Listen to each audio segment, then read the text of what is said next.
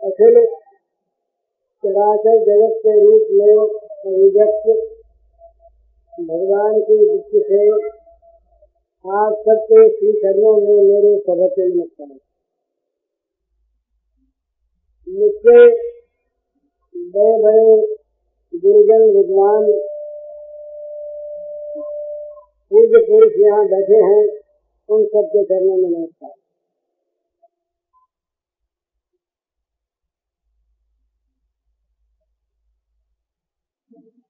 राधाष्टमी के महोत्सव पर भगवत तत्व भगवत प्रेम संबंधी बातें होनी चाहिए। और आज सवेरे मैंने कहा ही था कि मैं तो इसके कहने का अधिकारी नहीं, जानता ही नहीं, तब भी किसी तरह से सुनी सुनाई पढ़ी हुई बातें जितनी याद आती है वो कही जाती है। पर आज जब मैं एक प्रश्न आ गया, अभी कुछ देर पहले एक सज्जन ने लिख करके भेजा और बात तो रुचि है पर उनका उत्तर देना है, वही बात मैं कर रहा था। ऊपर काम की बात भी है। प्रश्न यह है कि जगत में सब अभावग्रस्त हैं, किसी के पास पैसा नहीं है, किसी को जितना वो चाहते हैं उतना मान प्राप्त नहीं है, किसी के पास घर मकान नहीं है, संतान नहीं है और न मालूम क्या क्या नहीं है। सारे जगत के लोग अभावग्रस्त हैं। तो ये जगत का अभाव मिटकर सबको सुख हो जाए, इसका कोई भौतिक उपाय है क्या, ये प्रश्न था। बात यह है, ये प्रश्न ही बनता है वहीं पर जहाँ पर जगत के संबंध में ठीक ठीक बात समझ में नहीं आई। भगवान तो कहते हैं अनित्य मसुखम लोकम इमं प्राप्त भजस्व नाम। ये जो लोक है ये अनित्य है और असुख है। तीन नाम गिनाए हैं यहाँ के संसार के भोगों के भगवान ने, असुखम और दुखालयम और दुख योनि। सुख नहीं है, दुखों का आलय है, जैसे विद्यालय औषधालय वस्त्रालय वनाशालय, इसी प्रकार दुखालय दुखालय मशाश्वतम दुखालय और दुखों की उत्पत्ति का क्षेत्र दुख योनि, कि जिसमें सुख है नहीं, जो दुखालय है और जो दुखों की उत्पत्ति का क्षेत्र है, उसमें सुख की कल्पना करना ही विडंबना है, यही भूल है। तो ये वास्तव में ये प्रश्न बनते ही नहीं।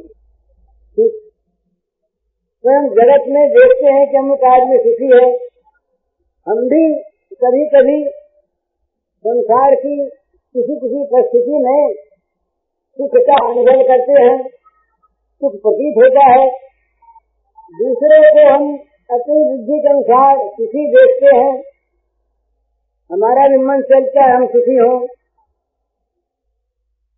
तो कहीं पर जगत में सुख है, वो सुख कहाँ है, ये विचारने की बात। तो बहुत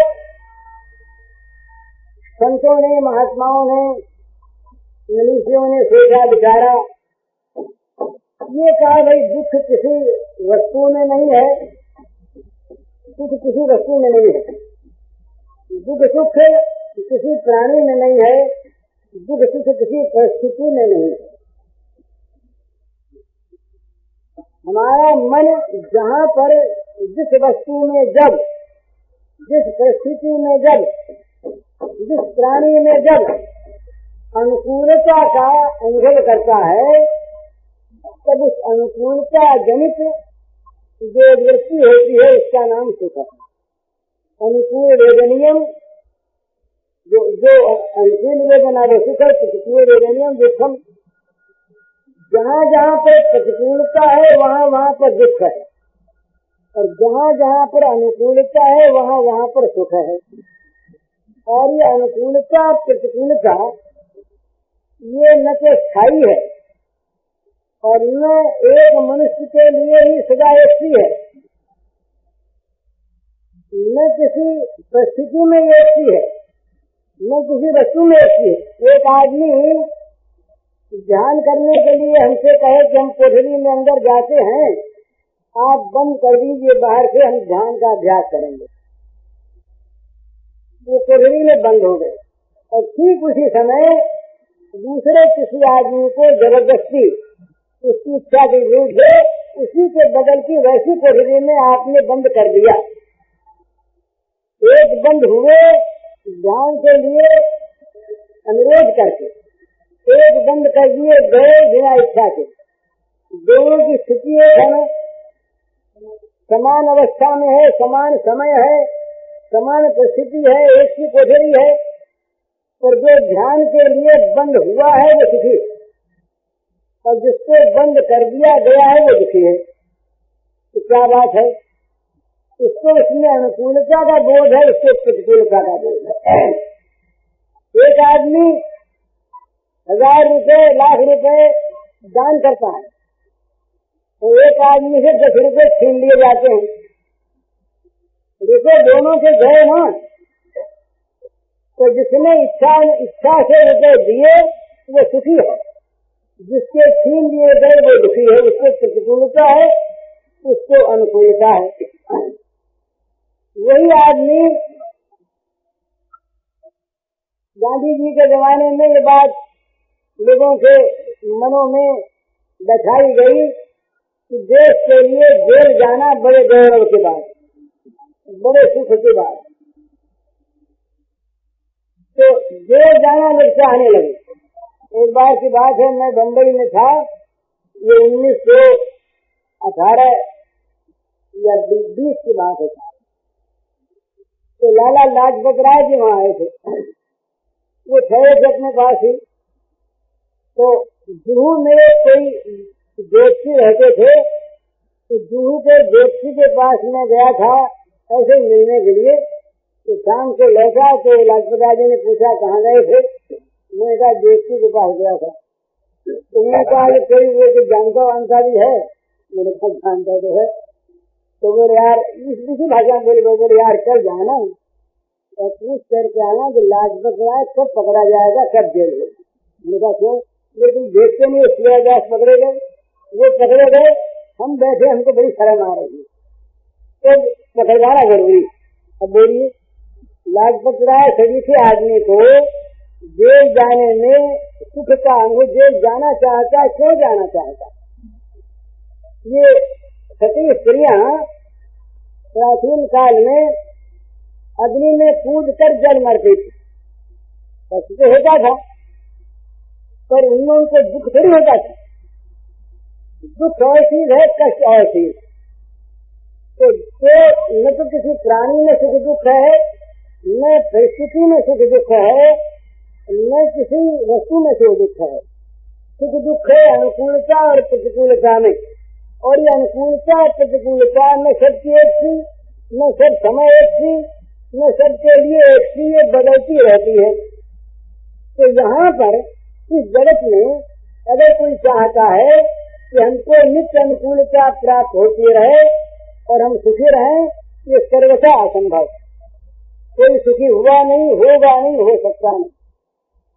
मैं कह रहा था, मेरे पास लोग आते हैं, पत्र लिखते हैं, अनुष्ठान पूछते हैं, अमुक दुख है, अमुक पीड़ा है, अमुक कष्ट है। मैं स्वयं अनुष्ठान करवाता हूँ उनके लिए। गीता में भगवान कहते हैं, काम संत कर्मणाम सिद्धि निजंत ये देवता क्षिप्र ही मानुषे लोके सिद्धिर भविष्य करने जा। देवताओं की आराधना से कलयुग में सिद्धि मिलती। तो एक सिद्धांत है। सिद्धांत क्या है कि हमें जो कुछ भी प्राप्त होता है फल, वो सारा का सारा हमारे अपने ही किए हुए कर्मों का फल है। जो हमारा कर्म फलदानोन्मुख है उसको प्रारब्ध कहते हैं।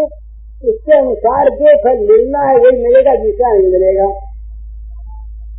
तो जो लोग प्रारब्धवादी हैं, जो मान लेते हैं कि प्रारब्ध में होगा तो होगा, वो संतोष कर लेते हैं कि भाई यही प्रारब्ध में है, चलो संतोष करो। उस दिन दुख रहता है, फिर वो उसमें वो एडजस्ट हो जाता है उनका, वो भूल जाते हैं, उसी में संतोष कर लेते हैं। लेकिन इसमें एक देवताओं की आराधना में एक वस्तु है, वो ये कि वो कोई कर्म अगर बहुत ठीक ठिकाने से हो गया, सांगे सांग हो गया, तो वो नवीन प्रारब्ध का निर्माण कर देता, नया प्रारब्ध बना देता। जैसे प्राचीन काल में था, पुत्र होने का प्रारब्ध में योग नहीं है, पर पुत्रेष्टि यज्ञ किया गया, वो यज्ञ ठीक ठिकाने से संपन्न हो गया, तो उस यज्ञ ने वहाँ पर नवीन प्रारब्ध का निर्माण कर दिया, पुत्रोत्पत्ति हो गई। पर ये हुई प्रारब्ध से ही, चाहे वो प्रारब्ध नवीन निर्मित हो और चाहे पूर्व कर्म का हो। तो नवीन निर्मित प्रारब्ध जो होते हैं वो बहुत कम होते हैं, बहुत थोड़े अपवाद रूप है, वो लाखों लाखों का जगह ऐसा होता है। लेकिन जो पुत्र पैदा हुआ, वो वस्तु मिली, वो वस्तु हमेशा अनुकूल ही रहेगी, कौन कह सकता है। बहुतों के हम देखते हैं कि वो पुत्रों के काम से दुखी है, पुत्र नाराज निकल गया, पुत्र बात नहीं मानता, दुखी हो गया। कौन जानता है कि वो पुत्र कब मर जाएगा। और ये निश्चित बात है कि संसार में जो वस्तु हमें मिलती है, जिस पर हम अपना नमस्कार करते हैं, वो वस्तु चाहे कितनी प्रिय हो, कितनी मूल्यवान हो, कैसी सुख देने वाली हो, इससे हमारा वियोग होगा ही होगा ही। या उसको छोड़ करके पहले हम मर जाएंगे, या हमें छोड़ करके वो पहले चली जाएगी, सो जाएगी। तो कसम को बिना प्रारब्ध के किसी वस्तु का मिलना संभव नहीं, बहुत कठिन। और मिल भी गई तो वो वस्तु भी दुख देने वाली मिलेगी, वो वस्तु कभी भी नष्ट हो सकती है, इसका वियोग होगा ही। तो इस जगत में, जगत के पदार्थों से, जगत की स्थितियों से जो सुख की कामना करते हैं, वो वास्तव में ही भोले आदमी है। ये सच कह देना चाहिए कि ये भ्रम है, ये भ्रांति है। कभी भी किसी काल में भी भोगों से सुख किसी को मिला नहीं, मिलेगा नहीं, मिल सकता नहीं, मिलने वाला नहीं। तो ये मैं अभी कह रहा था, उससे ये बात सबसे कहने में जरा भय लगता है। कोई आता दिखाया अपने दुख को लेकर के, भाई उसको घाटा लग गया, पुत्र बीमार है, अमुक चीज है, अमुक ऐसी चीज है, और उसके सामने ये कह दें कि भाई ये तो मिटने मिटाने वाला नहीं है, दुख रहेगा ही, तो वो जरा बुरी बात लगती है। तो इसलिए उसको अच्छी तरह से समझा देते हैं, बता देते हैं, अमुक जब करो सब करो, अमुक ये करो, और करने से नवीन प्रार्थ का कहीं से निर्माण भी होता है। पर वो है क्या चीज? तो दुख को मिटाने वाली चीज तो है ही नहीं, कदापि नहीं है। तो दुख मिटने का उपाय क्या है? दुख मिटने का उपाय सुख स्वरूप सुखमय भगवान का स्मरण। तो यदि दुख किसी को मिटाना हो तो इसका सीधा उपाय यह है, प्रत्येक परिस्थिति में अनुकूलता का अनुभव करना सीख ले। प्रत्येक परिस्थिति में अनुकूलता का अनुभव करना सीख ले। और ये बात बहुत सीधी है, हमारा ये विश्वास हो जाए, ये बार बार बात कही हुई भी है, सुनी हुई भी है, पढ़ते भी हैं, हमारा ये विश्वास हो जाए कि हमारे लिए जो कुछ भी फल का विधान होता है, अच्छा बुरा, ये सारा फल का विधान भगवान की नियंत्रण करने वाली शक्ति के द्वारा होता है। और भगवान है हमारे सूर्य, भगवान है सर्वशक्तिमान, भगवान है सर्वज्ञ, और भगवान है निर्भ्रांति। तो हमारे लिए भगवान जो कुछ विधान करेंगे, वो विधान हमारे मंगल के लिए होगा निश्चित। देखा, जहाँ ये चीजें न होती वहाँ तो बात आती है कि एक हमारा मित्र है, हमारा सूर्य तो है, पर वो हमारा मंगल चाहता भी है। पर मंगल हमारा किस बात में है, हमारा हित किस बात में है, इसको वो जानता नहीं, तो उसका सीधा भी कर बैठता है। डॉक्टर के पास दवा लेने गए, ठीक निदान नहीं कर सका, उसकी दवा दे दी, रोग बढ़ गया। तो भगवान जो है वो सर्वज्ञ है, जो जानते हैं कि किस बात में हित है, ये वो जानते हैं। तो इसमें तो गलती नहीं होती। तो साहब जानते भी है किस बात में हमारा हित है, लेकिन कहीं कहीं भूल जाए, बड़े निर्भ्रांत हैं, उनसे कभी भूल होती नहीं। उसका भूल भी नहीं होती है, सर्वज्ञ भी है, पर वो ऐसा काम है कि कर न सकते हैं, ऐसी बात भी नहीं, सर्वशक्तिमान है, सब कुछ करने में समर्थ है। तो सब कुछ करने में समर्थ भी है, सर्वज्ञ भी है, निर्भ्रांत भी है। तो क्यों करे हमारा वो काम? तो हमारे सूर्य में बिना हमारा मंगल किए उनसे रहा नहीं जाता। सौहार्द का अर्थ यही है कि जो भला करने के लिए मरा करे, बिना कहे जो भला करना चाहे, वो है सूर्य। तो भगवान हमारे सूर्य है। इस बात को अगर हम जानने मानने तो भगवान ने घोषणा की, सूर्यम सर्वभूता नाम ज्ञात्वा माम शांति मृत्यति, मैं सारे प्राणियों का सूर्य हूँ। इस बात को कोई जान ले तो जानते ही, विश्वास कर लेते ही शांति मिल जाती है। अब हमारा मंगल होने का ही नहीं, जो कुछ भी होगा भगवान के विधान से होगा, वो हमारा मंगल होगा। ये बात जहाँ ध्यान में आ जाती है, वहाँ ये बड़ा पुराना उदाहरण है, आज भी बात हुई। डॉक्टर के ऑपरेशन में दर्द होता है, अंग वो काटता है, तो कहीं दुख होता है क्या? मन में सुख होता है कि दर्शों से दुख पा रहे थे, चलो अंग पे खचा भेजना तो हुई, 2-4 महीने भोगना भी पड़ेगा, पर रोग मिट गया, हमेशा के लिए सुखी हो गए। तो अपना अंग कटवाता है पैसे देकर, खुशामद करके, और दर्द को सहता है तो सुखी होता है। क्यों सुखी होता है? तो अनुकूल भावना है।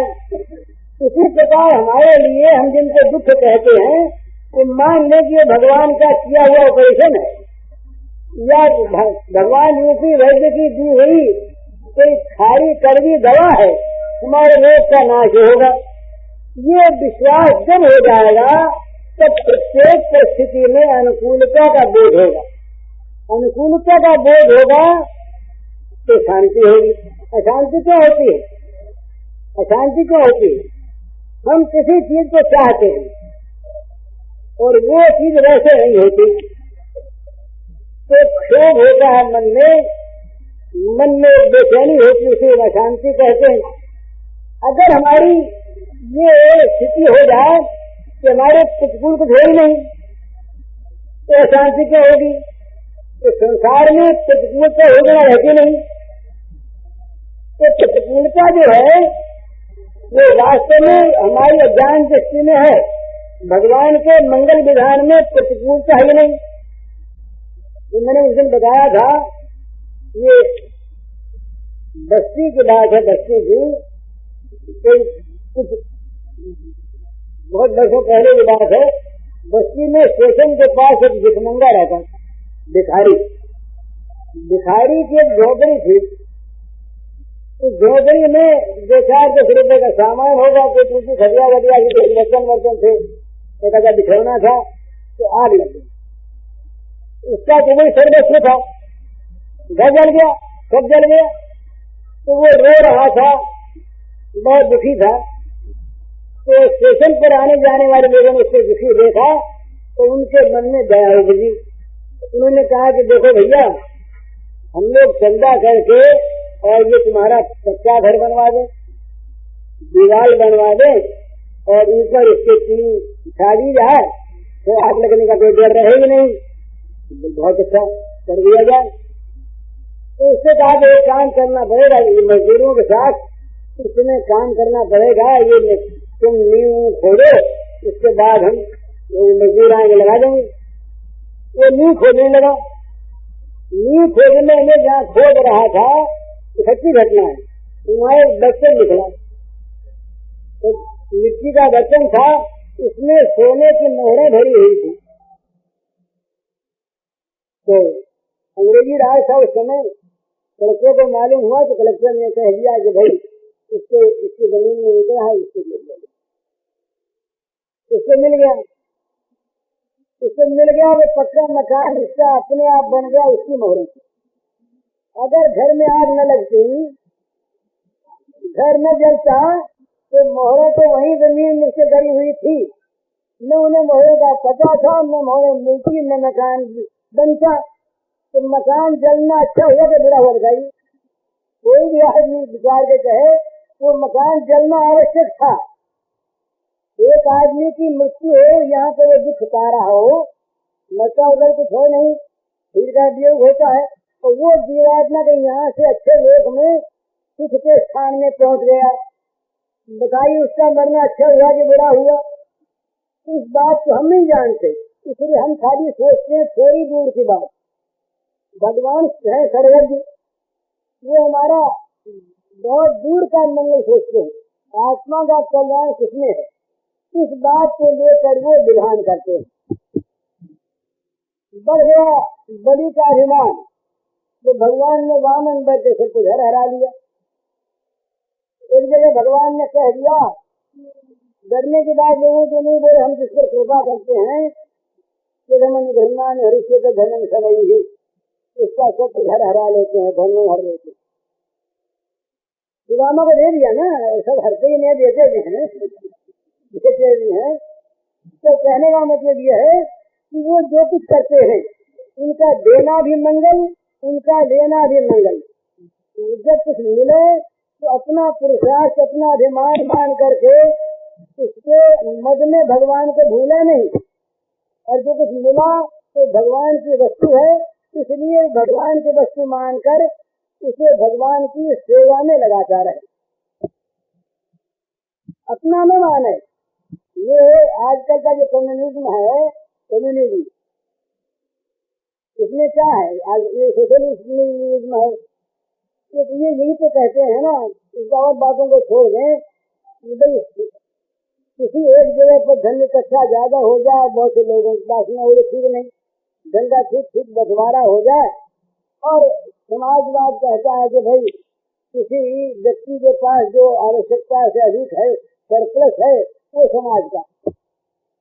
हमारे यहाँ कहते हैं ये बात भी बिल्कुल कुछ नहीं है, हमारा कुछ है ये नहीं, जो कुछ है सारा भगवान का। हम तो खाली सेवक हैं, सेवक को खाने भर कर मिल जाए, बाकी भगवान की चीज को संभालता रहे, भगवान के काम में लगाता रहे। हमारे यहाँ ये सिद्धांत है, यावत बुझेत जठरम तावत सत्तम ही देहिनाम अधिकम योग मनिए तो सोनो जन्मर रहती। ये भागवत का श्लोक है, भगवान नारद जी के वाक्य हैं। वो कहते हैं कि जितने से पेट भरे, यावत बुझेत जठरम, जितने से पेट भरे उसमें तो तुम्हारा अधिकार है। अधिकम योग मानिए था, इससे अधिक पर जो अपना अधिकार मानता है वो चोर है। क्या सोनो और दंड मर्जी से दंड मिलना चाहिए, इससे बढ़ते हुए कम्युनिज्म में कौन सी बात आएगी? अपना है ये नहीं। यदि शिक्षा से संतो निश्चिंते सर्वचंद विषय ही निंदिते ते प्रथम पापा, ये प्रकृत्यात्मकारणात् सबको सबका हिस्सा देकर जो बचे वो यज्ञावशे, ये यज्ञ भी यज्ञ है और ये व्यापक यज्ञ है। देवताओं को, पितरों को, प्राणियों को, मानवों को, ऋषियों को सबको सबका हिस्सा देकर पंचमहायज्ञ का काम किया। जो कुछ बचे, उस बचा हुआ जो खाए वो तो सारे पापों के, उसके सारे पापों का नाश होता। तो जो केवल अपने लिए कमाता खाता है, अपने लिए ही, तो कहते हैं पाप खाता। तो ये सीधी बात है कि ये जो भोगों में जो सुख की आस्था हमारी हो रही है, ये हमने अपने सिद्धांत को छोड़ दिया। भोगों में कभी सुख है नहीं। भोग अगर मिले तो भगवान का अनुग्रह, तो भोग यदि जाए तो भगवान का अनुग्रह। मिले भोग तो उनकी सेवा के लिए मिले, संभालो, उनकी सेवा में लगाओ, तुम ट्रस्टी हो, मैनेजर। और न मिले तो समझो कि भगवान ने सीधा अपना संबंध किया है, बीच की बात निकाल दी उन्होंने। अपने अपने सीधा उन्होंने अपनी नौकरी में रख लिया। जब बीच में बीच की चीज थी तो जाए उसमें आनंद, रहे उसमें आनंद, दोनों में अनुकूलता। अनुकूलता हो सुख रहेगा। तो शांति मिलेगी अनुकूलता में, अनुकूलता मिलेगी भगवान के मंगल विधान में विश्वास करने पर, और शांति मिलेगी वहाँ सुख होगा। ये नियम है। तो इस प्रश्न का उत्तर यही है, सीधा उत्तर यह है कि जगत में जगत के भोगों से सुख की आशा करना ये भ्रम है। तो कभी किसी को जगत के भोगों से सुख मिला नहीं, मिल सकता नहीं, मिलेगा नहीं, क्योंकि है नहीं। वो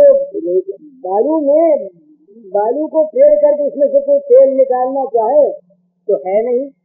भ्रम से चाहे मानता है, उसको फेरता है, तो हाथ लगेगा, उसको कुछ मिलावेगा नहीं। इसलिए जिसका जो अपना वर्णाश्रम का धर्म है, इसके अनुसार आजीविका के लिए कर्म करे, वैध कर्म करे, शास्त्रोक्त कर्म करे, चोरी बेईमानी बदमाशी न करे। ये ठीक ध्यान रखे कि चोरी बेईमानी बदमाशी करके कोई कमा नहीं सकता। पैसे उतने आएंगे जितने पैसे आने के हैं। चोरी बदमाशी बेईमानी का फल ये होगा कि नया पाप पल्ले बंधेगा, इसका फल भोगना पड़ेगा ही, छुटकारा नहीं हो सकता। तो भगवान पर अगर हमारा विधान पर विश्वास रहे तो भगवान के मंगल विधान के अनुसार जब जो मिलना है वो हमें वास्तव में मिलता रहेगा। तो हम लोग ठीक काम करेंगे। हमने देखा है बहुत दफे बिना विशेष परिश्रम से जब पैसा आया होता है तो कोई न कोई ऐसा प्रसन्न हो जाता आ जाता। जब जाना होता है तो न मालूम पैसे का नीचा हो जाता, चला जाता है।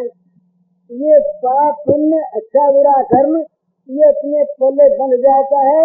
आना जाना कुछ है नहीं, जितना आना उतना आएगा, जितना जाना उतना जाएगा। ये भ्रम है। तो ये जो भोगों में सुख की आस्था है, ये आस्था ही पाप कहलाती है और यही दुखों को बुलाती है। जहाँ जहाँ पर भोगों में सुख की आस्था है, भोगों में सुख मिलेगा, ये जहाँ विश्वास है वहाँ भोगों के लिए मनुष्य विवेक को खोजेगा। भोग कामना विवेक को खोजेगी। जहाँ विवेक गया वहाँ मनुष्य असुर बन गया। असुर मानव के चार बात मिलती है उससे: जीवन भर चिंता, जीवन भर उसका चित्त में अशांति, नए नए पाप और मरते समय दुख से मरना। तो चार बात अवश्य मेरी चिंता मत करने विभ्रांता मोहजाल समागता।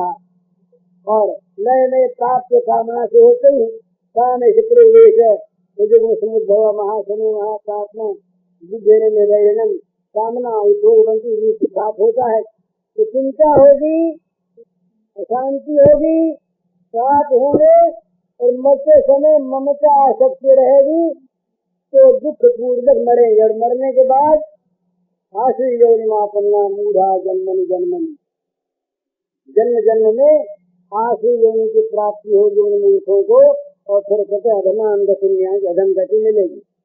तो यदि सुख चाहिए, बात करी है पर सच्ची है, सुख चाहिए तो भगवान के शब्दों, भगवान ने कहा अनित्यम सुखम लोकम इनम प्राप्य भजस्वी मां। सुख चाहिए तो भजस्वी मां। जो जगत अनित्य और असुख है, यहाँ से सुख मिलने का है नहीं। सुख चाहिए तो मुझसे भजो, भगवान को भजो, भगवान पर विश्वास करो, भगवान की कृपा पर विश्वास करो, भगवान के मंगल विधान पर विश्वास करो। यहाँ की परिस्थितियों से मोहित होना, अमुक आदमी सुखी है, अमुक बहुत दुखी है, सुख क्या है? तो थोड़ा सोचिए, एक आदमी छोटी सी झोपड़ी में काट बिछा के सोता है, सोने को उसकी जगह मिलती है जितना उसका शरीर है। एक आदमी के 100 मकान है उसके नाम पर, नमता सब नहीं, वो सोचा है कि कितने जगह चले उसको, क्या उसको उस शरीर का कहीं हाथ एक मकान में, पैर एक मकान में, सिर एक मकान में अलग अलग सोते हैं क्या? इतनी जगह चाहिए। तो नींद का सुख क्या दोनों का अलग अलग होता है? इस गरीब का सुख और इस धनी का सुख क्या इसमें भेद होता है? नींद दोनों की एक थी, भोजन में तृप्ति दोनों की एक थी, सब एक थी, इंद्रियों का काम सबका एक था। तो है क्या? हमने ये झूठ मूढ़ मान लिया कि वो सुखी है, हम दुखी हैं। सुख दुख उसका नाम धर लिया। जिसके पास बड़ा मकान वो सुखी, बोले हमारे झोपड़ी तो हम बड़े दुखी। ये बड़े मकान वाले का काम है जरूर उससे सोचने का कि झोपड़ी वाले भी मकान बने जरूर, पर झोपड़ी वाला मकान वाले को देख करके उसको सुखी क्यों मान ले? और बल्कि हमारा तो एक और अनुभव है, और अनुभव के साथ साथ हमें जानकारी है इस बात की, संसार की वस्तुएं, संसार के पद अधिकार और संसार की धन संपत्ति जिसके पास जितनी अधिक है, अधिकांश में वो अधिक दुखी हैं, वो अधिक अशांत हैं, वो अधिक चिंतित हैं, वो अधिक पाप करते हैं। सबकी बात नहीं है। जैसे गरीबों में बहुत अच्छे पुरुष हैं, जैसे धनी में भी संत पुरुष हैं। हमारे बिजनेश्वर जी थे, उनको हम संत मानते हैं, बड़े धनी थे। लेकिन अधिकांश में बिजनेश्वर जी को भी हमने देखा, वो थोड़ा कहते थे, एक दिन वो रात को घूम रहे थे बम्बई में, रात के सोए नहीं घूम रहे। मैंने कहा भाई घूम कैसे रहे हैं? बोले खोजा खड़ा है और जरा ऊंचा हो गया है, 4 बजे से उत्तर आया नहीं तो नींद आती है तो घूम रहे हैं। फिर वो गरीब जिसके सौदा वौदा नहीं है, जो मजदूरी करके पैसा देके घर में आके खा के सो गया झोंपड़े में, वो थोड़ी घूमता है ऐसे, बताइए ना। तो इसमें सुख नहीं है, ये हमारी भूल है। मेरे साथ उसके तो 10 संतान है बड़ा सुखी और हमारे ऐसे नहीं, हम बड़े दुखी। ये क्या पता कि वो सुखी है? उससे जा करके पूछो उसके मन की बात। हमारे पास तो बहुत लोग आते हैं, हमको पता है कि वो लड़कों से बहुत दुखी आते हैं। माँ बेटी की लड़ाई, बाप बेटी की लड़ाई, भाई भाई की लड़ाई, हमारे पास ऐसे अभी 4-5 केस अभी है, अभी हाल में, आज साल में सगे पिता पुत्र हैं, सगे माँ बेटे हैं, सगे भाई भाई, लड़ाई चलती है। तो क्या पुत्र में और माता में इसमें सुख हो गई? अनुकूलता में सुख है। जहाँ अनुकूलता देखी वहाँ जो माँ नहीं है उससे भी सुखी है, जहाँ अनुकूलता नहीं है वहाँ माँ को बेटे से दुख है, बेटे को माँ से दुख है। तो ये सारा भ्रम है। हम भ्रम से एक आदमी का मान होता है। क्या मान हुआ साहब? ऊपर जा गया एक आदमी, किसी ने पूछा नीचे बैठ गया। असल में सच पूछे सब बिगड़ा क्या, उसको मिल क्या गया? एक आदमी को अपने शब्दों में ये कुछ दिनों पहले की बात है, इलाहाबाद यूनिवर्सिटी की बात, एक अंग्रेज प्रोफेसर थे, नए आए थे, सारे हिंदी जानते नहीं थे। तो लड़के शरारती होते ही हैं। कुछ लड़कों ने हिंदी के जो शब्द गालियां उसको सिखा दी प्रोफेसर को, ये बड़े अच्छे शब्द, इसका ये माने होता है, सम्मान किसे करना हो तो इन शब्द होता है। ऐसी घटना है। तो कोई अच्छा आदमी आवे तो प्रोफेसर साहब के पास उन शब्दों में स्वागत करे, वो भी सारा कह दिए जाली जल्दी करना है। लोगों ने कहा कि भाई आप ऐसे कैसे बोलते, हम तो आपका सम्मान करते हैं, ये सम्मान शब्द का ये होता। अरे बोले हमको ये समझाया गया इसका ये होता है, तो हमको कोई गाड़ी दे तो हम उसको न समझे तो हमको हमारा अपमान होता है क्या, ये गाड़ी लगती है क्या, बताइए। और हम समझ गए तो हमको लग गई क्या, कहाँ हमारे आकर के सोच लग गई, कहाँ वो मिल गया, क्या हो गया, उसकी जबान उसके पास रही। बुद्ध भगवान के पास एक बार एक सज्जन आए, उन्होंने बहुत गाड़ियां ली। अब गाड़ियां जितनी दे सकते थे उतनी दे दिया, तो वो गाड़ियों का बंदा समाप्त हो गया, थक गए। तो बुद्ध ने कहा अच्छा महाराज और कुछ बोलिए, और कुछ क्या बोले। तो बुद्ध ने पूछा कि एक बात बताइए, किसी को कोई चीज दे और वो न ले तो क्या हो, इसमें तो पूछने की बात है क्या, न ले इसके पास रही। तो बोले आपने कुछ दिया, आप हमने लिया नहीं, तो गाड़ी सारी आपने दी तो आपके पास रहेगी, तो लेने से लगी ना। मान अपमान क्या है, शरीर का और नाम का ये मान बढ़ाई होती है, इसमें हम लोग ये भोग है, इसमें हम लोग सुख मान लेते हैं। अगर न सुख माने तो क्या होता, एक पागल आदमी होता है, उसको कुछ भी तो होते हैं क्या। अरे हमारे कौन हकीकत हो गया, अगर हम मन में न माने, माना प्रमाणे तुझे तुझे मित्यारे पक्षे निंदा सीधे मानी, ये जो किसी को होती है ना, तो है क्या इसी शब्द है, इन शब्दों का हमने वो कर लिया, शब्द के तैयार होते हैं। इसी शब्द का एक भाषा में बड़ा गंदा अर्थ होता है, दूसरी भाषा में बड़ा अच्छा अर्थ होता है। ऐसे हमारे हिंदुस्तानी भाषा में भी, हिंदुस्तानी की भाषा में, प्रांतीय भाषा में कोई ऐसे शब्द है जिसका एक प्रांत में बड़ा गंदा अर्थ होता है, दूसरे प्रांत में बड़ा अच्छा अर्थ होता है। तो हम जानते हैं ऐसे शब्दों को, तो क्या होता है उससे, वो शब्द वहाँ बोल दो उस प्रांत में बोले हमको बताई देगी, इस प्रांत में बोले तो बड़ा अच्छा है। तो क्या है, ये सारी मान्यता मिथ्या मान्यता है। तो ये भोगों में जो सुख की मान्यता है, जो सुख की भ्रांति है, पैसे में, धन में, यश में, कीर्ति में, कपड़े में, लत्ते में, मकान में, बिछोने में, थाली में, खाने में, बड़े बच्चे अच्छा नहीं, हमारा अपमान हो गया, गाय का अपमान हो गया, बगी थोड़ी खाओगे। तो ये सारी मान्यताएं, ये मान्यताएं फिर हम औरों में फैलाते हैं। अपने मन का जो राग द्वेष, अपने मन की जो भ्रांतियां, ये भ्रांतियां हम जगत में फैलाते हैं। यो मानो ये तुम्हारा सेल्फ रेस्पेक्ट है, ये आत्मसम्मान को मानना चाहिए, इसके बिना कैसे होगा, तो संतोष हुए बिना और शांति नहीं होगी, शांति बिना कैसे मिलेगा, संतोष होना चाहिए, संतोष की आवश्यकता। ऐसी चीजें हम लोग फैलाते हैं, क्यों फैलाते हैं, ये हम भ्रांत हैं और भ्रांतिक चीजें फैलाते हैं। तो सच्ची बात यह है कि जगत के भोगों में वास्तव में सुख है नहीं, सुख कभी हुआ नहीं, सुख मिलेगा नहीं। सुख उनमें कहाँ है जहाँ भगवान आश्रय, उन वस्तुओं में भी भगवान को देखो, भगवान से संबंध जोड़ लो तो सुख ही सुख है। जो सुख है वो जहाँ सुख है उसमें है, वो सुख है भगवान। तो भगवान से संपर्क हुआ तो सुख है, और भगवान से रहित भोग वो दुखमय है, दुखालय है, दुखयोनी है, तो कभी सुख होगा नहीं। ये उनके प्रश्न का उत्तर है।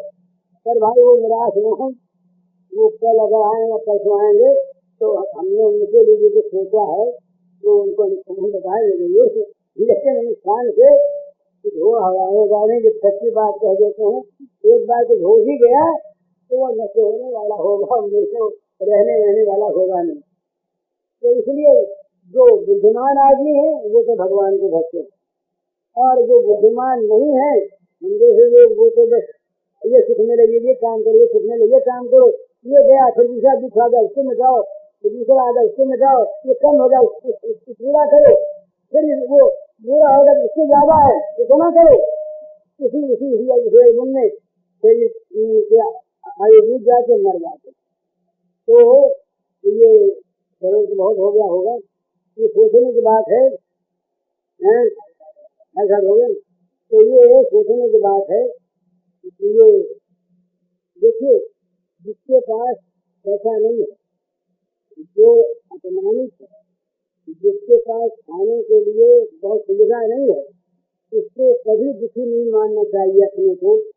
दूसरे का जो कर्तव्य है, जिसके पास है उसका कर्तव्य है कि वो उसकी सेवा करे, वो अपने सुख को इससे लिया हुआ उधार समझे, इसको उसका ऋण समझे, उसको चुकावे, इसका धर्म है।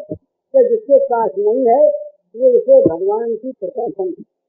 कुंती देवी ने दुख मांगा भगवान, जिसका संत जगत गुरु भगवते दर्शन पुनर्भव दर्शनम। हे प्रभु, हे जगत गुरु, आप जब जब दे हमसे हम लोगों को तो विपत्ति दिया करें।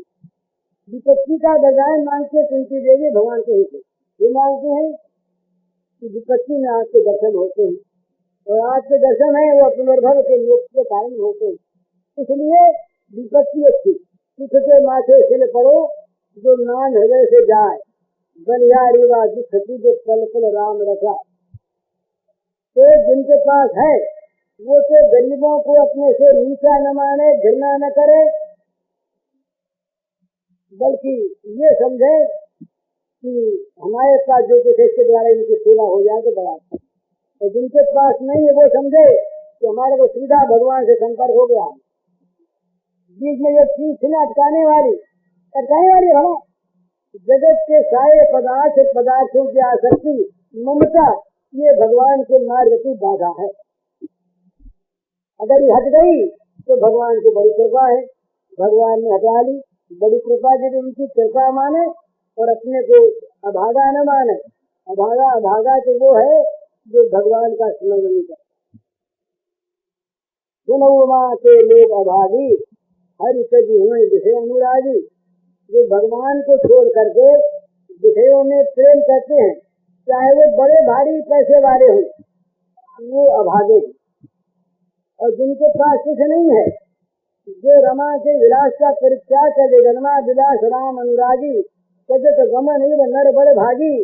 ये सौभाग्यवान, ये सौभाग्य मनुष्य की प्रकाशा निश्चितम स्मरंती ये स्मारयंती हरे नाम कलयुगे। ये कलयुग में भगवान के नाम का स्मरण करते हैं, कराते हैं, वे बड़े भाग्यवान हैं और वो कृतार्थ हो चुके। तो अपना संबंध भगवान से जोड़ ले। क्यों किसी धनवान को देख करके उसकी तरफ सिहावे, क्यों उसको देख करके ये करे अरे हम ऐसे बन जाए, चाहे ऐसे बन जाए। तो किसी की निंदा नहीं करनी। धनवानों में बड़े अच्छे पुरुष हैं, बड़े अच्छे ज्ञानी महात्मा हुए हैं, हो सकते होंगे। ईसा वाली बात हम नहीं मानते। ईसा ने कहा कि कहीं सुई के छेद में से हाथी निकल जाए तो ये पैसे वालों के धनवानों की कहीं अच्छी गति होगी। ये बात हम नहीं, हमारे यहाँ ये बात नहीं मानी जाती। ये सिद्धांत तो है ये भी कि जहाँ पैसे का अभिमान है वहां से होता है, लेकिन पैसा होना बुरी चीज नहीं है। अगर वो पैसा भगवान की सेवा में लगे, अपना न माना जाए, इस पर ममता न हो, भगवान के नाते उसका सेवन किया जाए तो ये साधन बन जाता है। वो भगवान की भक्ति का, भगवान की सेवा का माध्यम बन जाता है। तो लेकिन इसमें कोई वो हो तो हम अच्छे हैं, ठीक हम अच्छे नहीं, ये सोचने की कोई आवश्यकता नहीं। अपनी जैसी स्थिति में है, जिस परिस्थिति में है, उस परिस्थिति में भगवान का मंगल विधान मानकर अनुकूलता का अनुभव करें तो सुख होगा।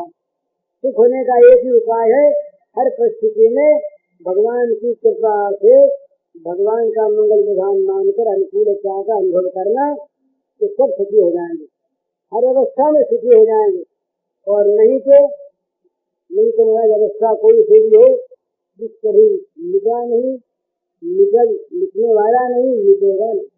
इस सिद्धांत सत्य है, इसमें कोई परिवर्तन नहीं हो सकता। तो न मानने से सत्य किसी की विकृति की अपेक्षा नहीं करता। ये तो है, न मानने से ये तो है से है ही। तो इसलिए किसी को सुख चाहिए तो भजन करो, भगवान में लगो, भगवान की भक्ति करो, अशांति अपने आप मिल जाएगी। तो शांति जब किसी के पास आती है जो भेद कामी है, जिसके पास विहाय कामान सर्वान कुमार से निष्क्रिय निर्ममो निरहंकार शांति न विगच्छति, वहाँ तो जहाँ ममता नहीं, जहाँ अहंकार नहीं, जहाँ कामना नहीं, क्रिया नहीं, वहाँ शांति है। जहाँ भगवान के सौहार्द भगवान को मानते हैं वहाँ शांति है, वहाँ शांति। अशांति तो इन संसार के पदार्थों में सुख खोजता है कोई, तो वहाँ शांति मिलेगी। आगे क्या, आगे से आगे विक्षोभ मिलेगा, आगे से आगे लड़ाई मिलेगी। जितना जितना आगे बढ़ेंगे उतनी लड़ाई विशेष मिलेगी। इसलिए इस लड़ाई के मैदान से हट करके प्रेम के मैदान में आया, भगवान के प्रेम के मैदान में अपना कुछ है सारा भगवान का। हम तो बस भगवान के दास हैं, दास बने का अभिमान न छूटे, भगवान के दास बने का अभिमान बना रहे, अपने को भगवान का दास मान लो, इतना मीठा मान लो। तो भगवान की कृपा तो आई हुई है, कृपा को तो हमने अधिकार रखा है अपने अभिमान से। हम कुछ है तो कृपा कैसी है, तुम कुछ है तो तुम अपना करो भाई, हम तैयार तो हैं, तो तुम स्वीकार नहीं कर क्या करें। तो जहाँ हमने कह दिया कि हमारे तो तुम्हारे सिवा कुछ है ही नहीं, भजते नाम अनन्य भाग, इसका अर्थ है कि अपना त्राण करने वाले में किसी को हिस्सा न दे, भगवान ही है, तुम ही एकमात्र हो, तुम्हारे सिवा कोई आधार नहीं है। तो भगवान का जब ठीक है हमको स्वीकार, कृपा उनकी तैयार है। भगवान की कृपा में देर नहीं होती है, भगवान की कृपा को स्वीकार करने में देर होती है। ये तो है ही, निरंतर है, सब प्राणियों पर है, सदा है, सर्वत्र है, अनंत। तो इस कृपा पर भरोसा करें, सुखी हो जाए, शांत हो जाए, हमारा जीवन निर्दोष हो जाए, पाप रहित हो जाए, यहाँ सुख हो रहा है। पूज्य श्री भाई जी के इस प्रवचन का शीर्षक है प्रतिकूलता में भी सुख अनुभव करना सीख लीजिए, और इसका कैसेट संख्या है 220।